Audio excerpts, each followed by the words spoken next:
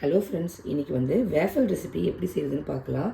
அதுக்கு தேவையான பொருட்கள்லாம் எடுத்து வச்சுருக்கேன். இதில் 1 கப் அளவு நான் மைதா மாவு எடுத்திருக்கேன். நீங்கள் கோதுமை மாவு கூட யூஸ் பண்ணிக்கலாம். அதுக்கப்புறம் 1/4 கப் அளவுக்கு ஆயில் எடுத்திருக்கேன். 3 டேபிள் ஸ்பூன் அளவுக்கு நாட்டு சர்க்கரை, அதுக்கப்புறம் 1/4 ஸ்பூன் அளவுக்கு பேக்கிங் பவுடர், கொஞ்சமாக சால்ட்டு, 1 முட்டை எடுத்து வச்சுருக்கேன். அதுக்கப்புறம் கொஞ்சமாக வெண்ணிலா எசன்ஸ். இதுதான் இதுக்கான தேவையான பொருட்கள். இப்போ ஒரு பவுலில் நான் முட்டையை உடைச்சி சேர்த்துக்கிறேன்.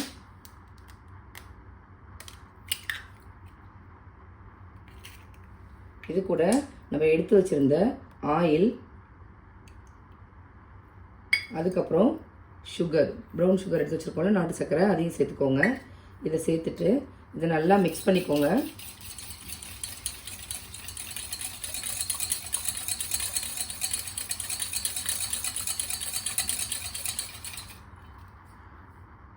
இப்போ இது நல்லா மிக்ஸ் ஆனதுக்கப்புறமா நம்ம பேட்டர் கூட தண்ணியும் சேர்த்துக்கலாம். ஆனால் நான் இன்றைக்கி பால் சேர்த்து தான் செய்ய போகிறேன்.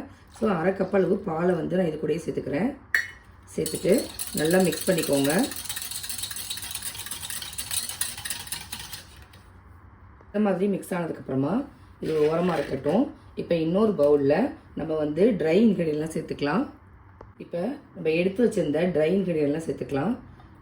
இதை நான் சலிச்சிட்டு சேர்த்துக்கிறேன். மைதா மாவு, அது கூட பேக்கிங் பவுடர், அதுக்கப்புறம் எடுத்து வச்சுருந்த சால்ட்டு, எல்லாத்தையும் சலிச்சிட்டு சேர்த்துக்கோங்க.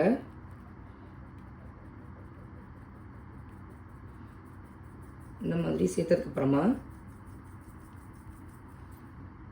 இதை ஒரு டைம் நல்லா கலந்துட்டு நம்ம மிக்ஸ் பண்ணி வச்சுருந்த இந்த பேட்டரை இது கூட சேர்த்துக்கோங்க. கொஞ்சம் கொஞ்சமாக சேர்த்து கட்டிகள் இல்லாமல் கரைச்சிக்கோங்க. தேவைப்பட்டால் கொஞ்சமாக பால் சேர்த்துக்கோங்க. இல்லைன்னா நீங்கள் தண்ணி கூட ஆட் பண்ணிக்கலாம்.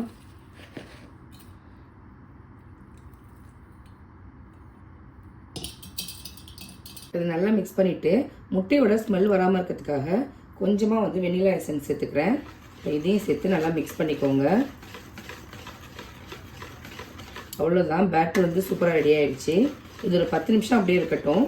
அதுக்கப்புறம் நம்ம வேஃபல் செய்ய ஆரம்பிச்சிடலாம். பேட்டர் ரெடியாக இருக்குது. நம்ம வேஃபல் மிஷினில் சேர்த்துக்கலாம். நான் ஹீட் ஆனதுக்கப்புறம் கொஞ்சமாக ஆயில் அப்ளை பண்ணி வச்சுருக்கேன். இப்போ கொஞ்சமாக பேட்டர் இதில் எடுத்து ஊற்றிக்கலாம். ஊற்றிட்டு க்ளோஸ் பண்ணி வச்சுருங்க. பாருங்கள், ரெடி ஆகிடுச்சு. நம்ம பிளேட்டுக்கு மாற்றிக்கலாம். அவ்வளோதான், சூப்பரான வேஃபல் ரெடி பண்ணிட்டோம். இது மேலே நீங்கள் ஹாட் சாக்லேட்டு இல்லைனா ஹனி அப்ளை பண்ணிவிட்டு சாப்பிட்டிங்கன்னா ரொம்பவே டேஸ்ட்டாக இருக்கும். நீங்களும் இதே மாதிரி உங்கள் வீட்டில் செஞ்சு பார்த்துட்டு எப்படி இருக்குது அப்படிங்கிறத கமெண்ட் பண்ணுங்கள். நான் போகிற ரெசிபீஸ்லாம் உங்களுக்கு பிடிச்சிருந்தா நம்ம சேனலை லைக், ஷேர் அண்ட் சப்ஸ்கிரைப் பண்ண மறக்காதீங்க. தேங்க்யூ.